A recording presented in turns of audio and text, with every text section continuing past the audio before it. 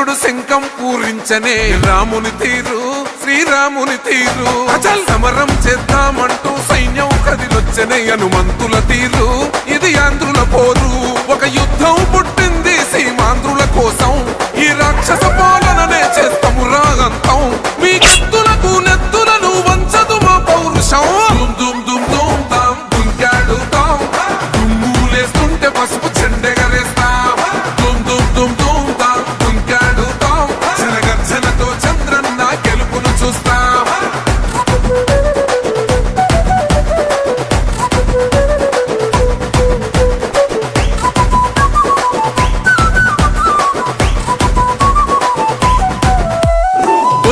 కోసిన కత్తులు లేవా సాక్ష్యం విలవిలలాడుతూ పోయింది రమా ప్రాణం నేలన తడిసిన నెత్తుర తిలకం దిద్దా ఎవడొస్తడ రండిర ఇక మేం అస్సలు తగ్గం మీ రౌడి జానికి మో పౌరుషానికి మొదలైనద యుద్ధం గెలుపెవడద చూద్దాం ఓహో దుమ్ దుమ్ దుమ్ దుమ్ దుమ్ దుమ్ దుమ్ దుమ్ దుమ్ దుమ్ తాం దుంకాడుతాం దుమ్ములేస్తుంటే పసుపు చెండెగరేస్తాం దుమ్ దుమ్ దుమ్ దుమ్ తాం దుంకాడుతాం చంద్రన్న గెలుపును చూస్తాం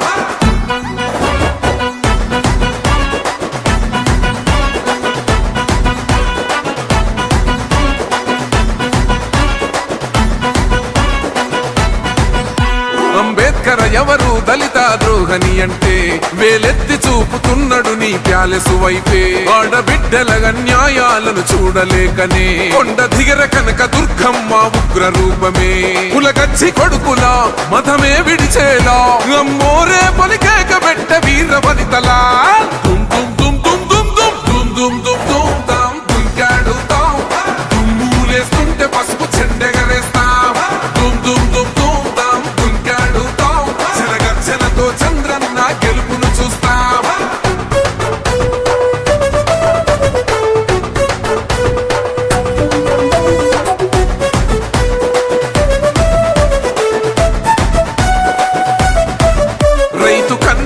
తడుస్తున్నది కథ పొలము యాడున్నదయ్యను గట్టిన పోలావరము గడప గడప పెరుగుతున్నదిగా గంజాయి వనము పేద ప్రాణం తీస్తున్నది నీ మద్యపానము నీ దొంగ పాలన పొంద పెట్టగా ప్రతి ఆంధ్రుడు కదిలిండు నిన్ను తరిమి కొట్టగా దుమ్ దుమ్ దుమ్ దుమ్ దుమ్ దుమ్ దుమ్ దుమ్ దుమ్ తాం దుంకాడుతాం దుమ్ములేస్తుంటే పసుపు చెండెగరేస్తాం దుమ్ దుమ్ దుమ్ దుమ్ తాం దుంకాడుతాం జనగర్జనతో చంద్రన్న గెలుపును చూస్తాం టిప్పిరి టిప్పిరి టిప్పటి పా టిప్పిరి టిప్పిరి టిప్పిరి హో టిప్పిరి టిప్పిరి టిప్పటి పా బల బల బల బల బల బల హో బీజేపీ నాయకులకు అదే విధంగా జన సైనికులకు అపూర్వ స్వాగతం పలికిన మీ అందరికీ నా ధన్యవాదాలు.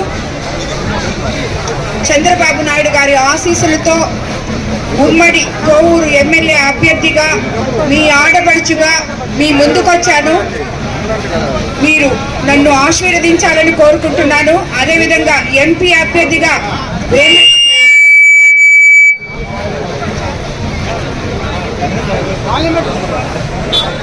సైకిల్ గుర్తు మీద ఓటు వేసి మమ్మల్ని ఇద్దరిని గెలిపించాలని కోరుకుంటున్నాను.